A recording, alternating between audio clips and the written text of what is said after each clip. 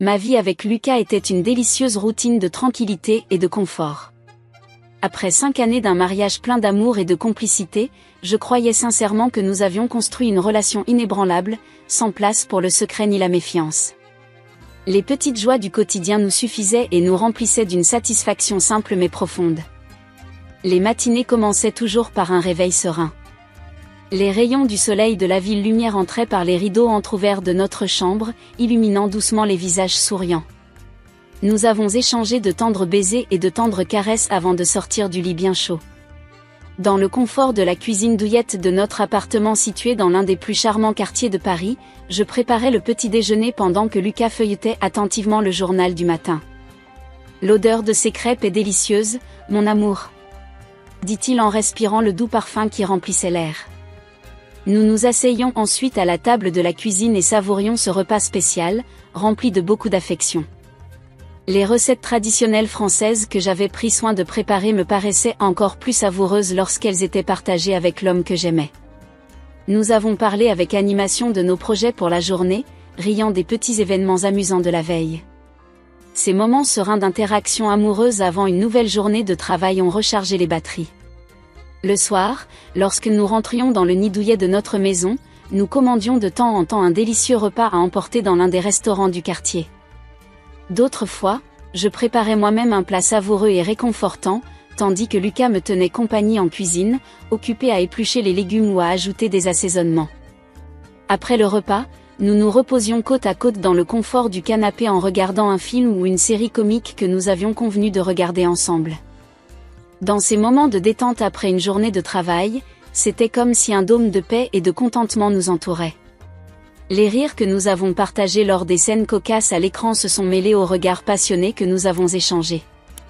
Parfois, Lucas me serrait chaleureusement dans ses bras, me caressant les cheveux pendant que nous regardions dans un silence confortable, appréciant simplement la compagnie de chacun. « Madeleine, tu es la chose la plus précieuse de ma vie. Je suis un homme très chanceux de t'avoir à mes côtés », me murmurait-il à l'oreille en déposant un tendre baiser sur mon front. Son regard doux et sa voix veloutée transmettaient tellement d'amour que mon cœur était rempli d'un bonheur tendre et chaleureux. Comment aurais-je pu imaginer que toute cette ambiance feutrée et ce romantisme partagé s'effondreraient comme un château de cartes avec un simple SMS sur son portable? Le moment de découverte, c'était un agréable vendredi soir après le travail. Nous nous détendions sur le canapé du salon, profitant d'un peu de détente après une longue semaine.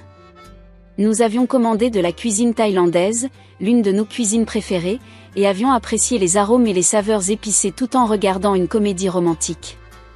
Lucas était particulièrement excité et riait ce soir-là. Les blagues comiques du film le faisaient éclater de rire, son rire cristallin résonnant sur les murs.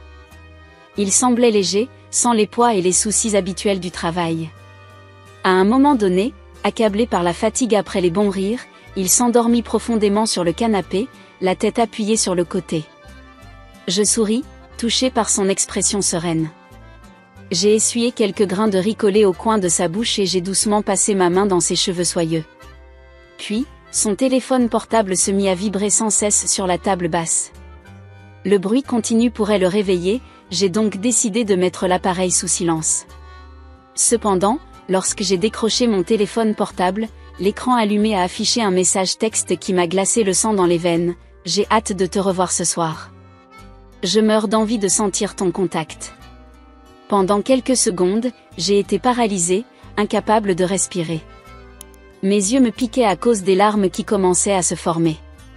Ces mots me tombèrent dessus comme un éclair, brisant toutes les certitudes que j'avais sur mon mariage. C'était comme si le monde entier s'effondrait à mes pieds.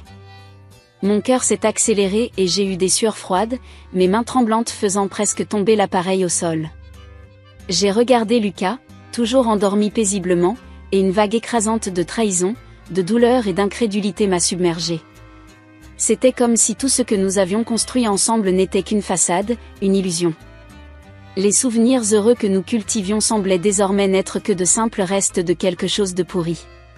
C'était difficile d'accepter que l'homme qui avait juré de m'aimer inconditionnellement puisse me trahir d'une manière aussi cruelle.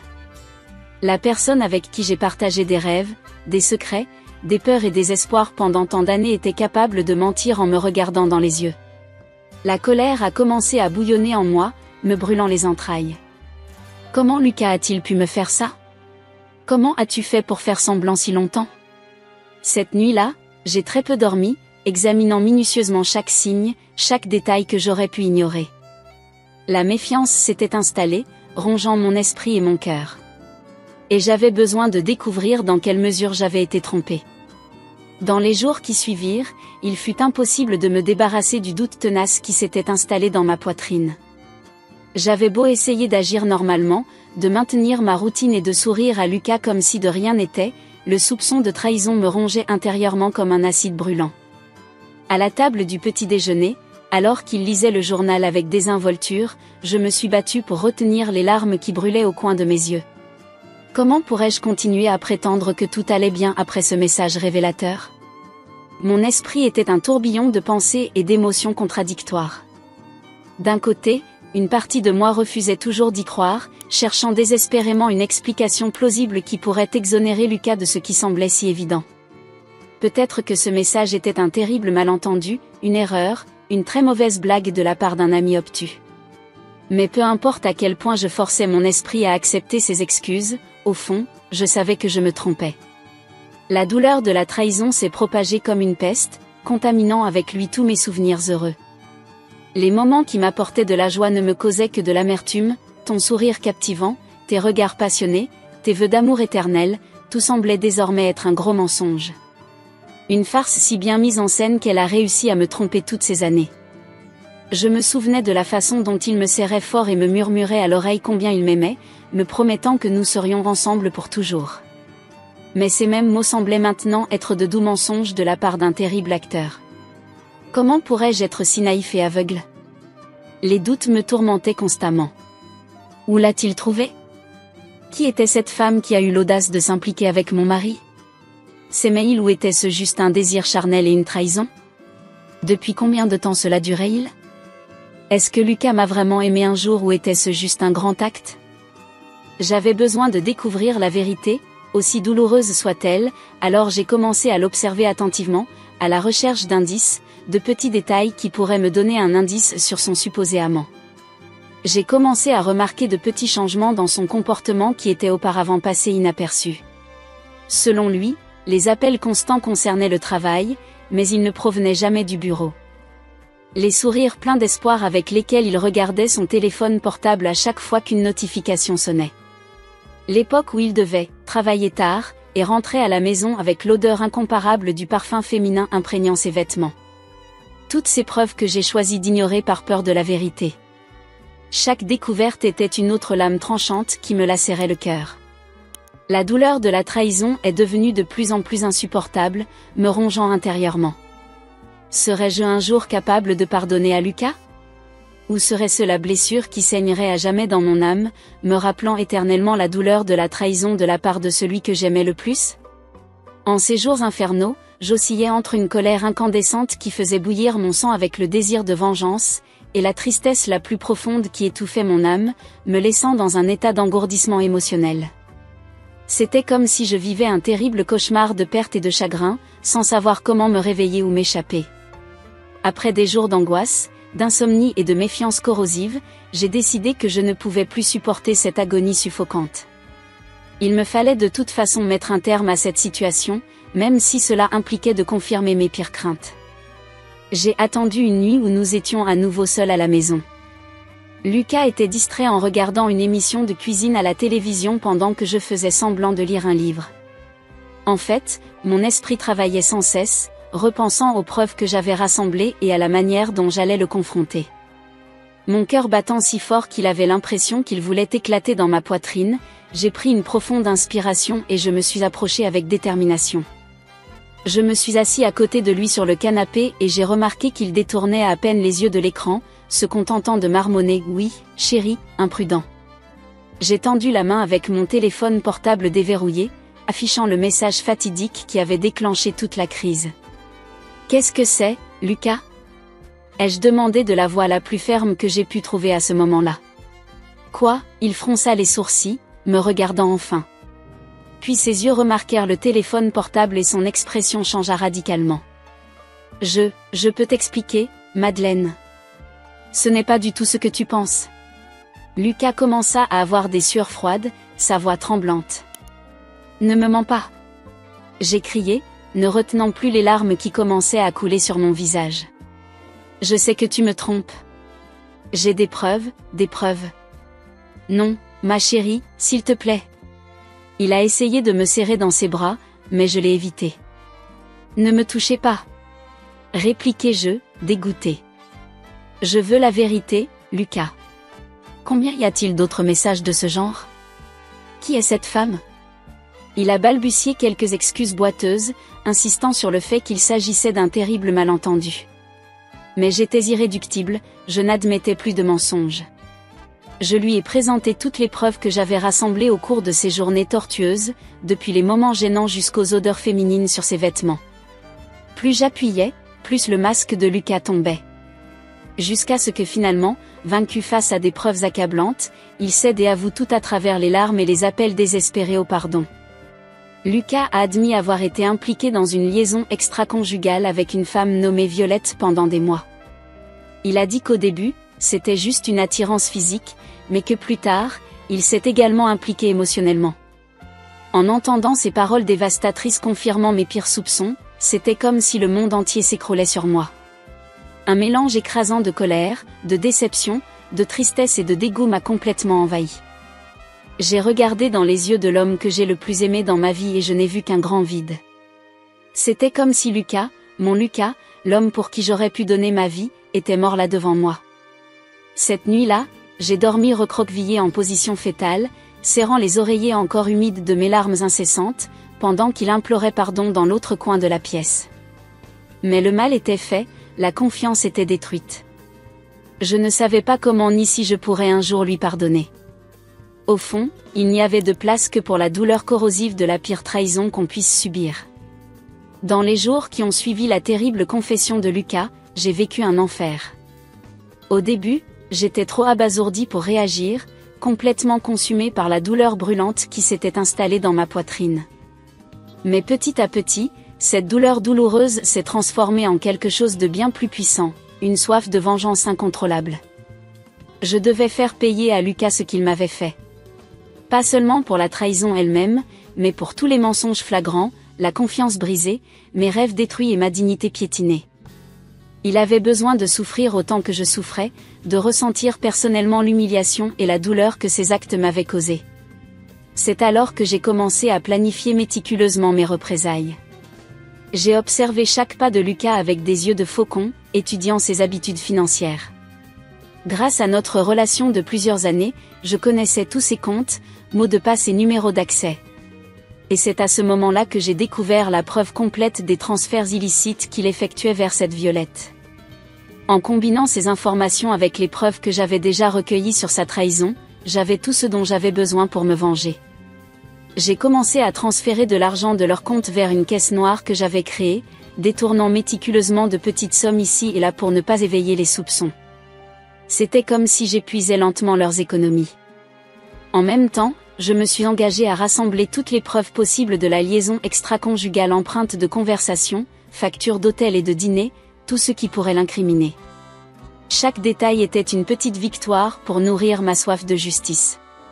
Lucas, bien sûr, a continué à tout nier, insistant sur le fait qu'il ne s'agissait que d'un détour idiot qui ne voulait rien dire. Il m'a demandé pardon jour après jour, disant qu'il m'aimait et que nous avions construit quelque chose de trop précieux pour tout jeter. Mais ce n'étaient que des paroles creuses essayant de cacher leurs ignobles mensonges. Est-ce tout ce que cela signifie pour vous? Je lui ai crié au visage lors d'un de nos désaccords, en jetant les reçus de virement sur la table. Juste un petit plaisir sans importance? Alors dis-moi, combien as-tu dépensé pour ce « jeu » avec ton amoureux? Il était furieux, incapable de nier les preuves. Il a essayé de se justifier, me reprochant d'être toujours absent, à cause du travail. Mais je ne me laisserai plus prendre à ces excuses superficielles et canailles. Avec chaque jour qui passait, mon plan de vengeance prenait davantage forme. J'utiliserais les armes de Lucas contre lui, l'argent auquel il tenait tant. Non seulement je lui ferais payer pour ce qu'il a fait, mais je lui retirerais tout le soutien que je lui ai apporté autrefois avec amour et dévouement. En fin de compte, il se retrouverait sans rien, tout comme il m'a quitté. La date choisie pour mettre mon projet en pratique ne pourrait être plus symbolique, notre 5e anniversaire. J'ai organisé une grande fête surprise, invitant amis et parents à une prétendue célébration de notre amour. Mais en vérité, ce serait le cadre idéal pour ma vengeance dévastatrice. Le grand jour est enfin arrivé. Notre 5e anniversaire de mariage. J'avais tout prévu dans les moindres détails pour que ce soit une soirée inoubliable, mais pas comme Lucas l'imaginait. La fête a commencé dans notre appartement que j'avais décoré de fleurs et d'arrangements luxueux pour créer une fausse atmosphère romantique. Un par un, nos amis et notre famille sont arrivés, apportant des cadeaux et des salutations chaleureuses à l'heureux couple. Lucas semblait sincèrement surpris et satisfait de la célébration. « Madeleine, tu es incroyable !» Il m'a serré dans ses bras avec émotion quand il a vu tout ce que j'avais préparé. Je ne mérite pas autant d'affection après tout. J'ai juste souri légèrement, faisant semblant d'être heureux pour ne pas éveiller les soupçons trop tôt. Au fond, j'étais simplement dégoûtée de devoir serrer dans mes bras ce corps que j'aimais tant, mais qui maintenant me répugnait. Lorsque tout le monde était réuni, j'ai commencé la célébration par un toast. Je tiens à vous remercier tous d'être ici lors de cette soirée spéciale pour nous. J'ai commencé mon discours tandis qu'un silence respectueux s'installait dans la salle. 5 ans, c'est une étape importante pour un mariage. Ce furent des années pleines d'amour, de camaraderie, mais aussi d'apprentissage. Je m'arrêtai brièvement pour regarder Lucas dans les yeux, qui me souriait avec émotion. Ce sourire maladroit et l'air d'espoir sur son visage m'ont presque fait vaciller. Presque. Mais ensuite je me suis souvenu de toutes les nuits que j'ai passées à pleurer seule dans le noir à cause de tes vils mensonges. Malheureusement, l'un de ces apprentissages a été la dure leçon selon laquelle tout ce qui semble solide ne l'est pas réellement. J'ai continué d'un ton sérieux. Peu importe à quel point nous croyons connaître quelqu'un, parfois ce n'est qu'une illusion. Une belle façade qui cache des mensonges cruels.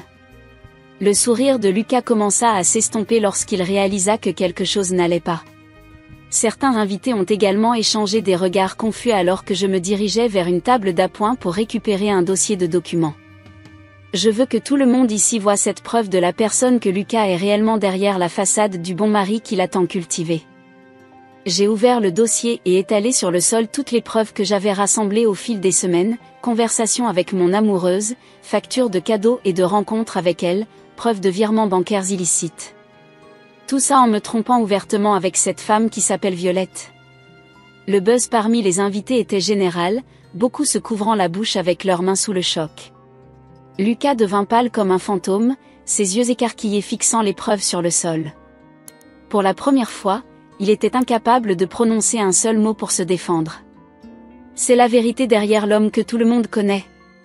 J'ai crié de haine. C'est le Lucas que je ne veux plus jamais revoir devant moi. Puis j'ai sorti une enveloppe de la mallette et je l'ai jetée contre sa poitrine. Il s'agissait de la demande de divorce contestée qu'il avait préparée, accompagnée d'une mise en demeure pour détournement de fonds au travail. Lucas tremblait de la tête aux pieds, son expression étant un mélange de panique et d'humiliation. « À partir d'aujourd'hui, tu n'es plus rien pour moi, espèce de menteur dégoûtant. » J'ai craché les mots dans sa direction avant de me tourner à nouveau vers les invités. « S'il vous plaît, amusez-vous à la fête. » Heureusement, ce n'est pas moi qui paierai la facture cette fois-ci. Un silence morbide s'abattit sur la pièce, chacun fixant Lucas ou regardant le sol, embarrassé. Sans rien dire d'autre, je m'éloignai d'un pas ferme, éprouvant un grand soulagement d'avoir enfin mis un terme à ce mariage ruiné. La revanche était complète. Les jours suivants, j'ai été surpris de voir à quel point ma vie a changé. Des amis proches et des membres de la famille qui nous connaissaient bien ont pris mon parti, rompant les liens avec Lucas. Certains m'ont même félicité pour la manière dévastatrice avec laquelle j'avais démasqué le grand menteur. Le sentiment que justice était rendue était indescriptible, comme si un énorme fardeau avait été enlevé de mes épaules. C'était le début d'une nouvelle vie, plus légère et plus libre, où j'avais à nouveau le contrôle. Tout ce que j'avais prévu avait fonctionné, Lucas était complètement ruiné, sans famille, sans amis et sans argent. Pendant ce temps, je me sentais chaque jour plus fort et plus puissant pour avoir affronté la trahison de front, sans crainte de représailles. En peu de temps, j'ai découvert qu'il me restait encore beaucoup à vivre et à accomplir sans ce poids mort coincé dans mon cœur. La vengeance n'a peut-être pas complètement effacé les cicatrices, mais c'était certainement le médicament amer dont j'avais besoin pour avancer et recommencer à zéro. J'avais traversé un tourbillon d'émotions bouleversantes, depuis la douleur et l'humiliation les plus profondes jusqu'à la haine écrasante qui m'a amené à élaborer un plan de représailles impitoyable. Mais en fin de compte, ce qui restait, c'était le doux goût de la justice rendue et ma force renouvelée. Lucas méritait chaque instant de la défaite écrasante qu'il a subie. Et j'ai mérité cette seconde chance de vivre à nouveau en paix, guéri des marques que la trahison a laissées sur mon âme. C'était un nouveau départ né des cendres d'un mariage qui représentait autrefois l'amour, mais qui n'est devenu que mensonge et destruction.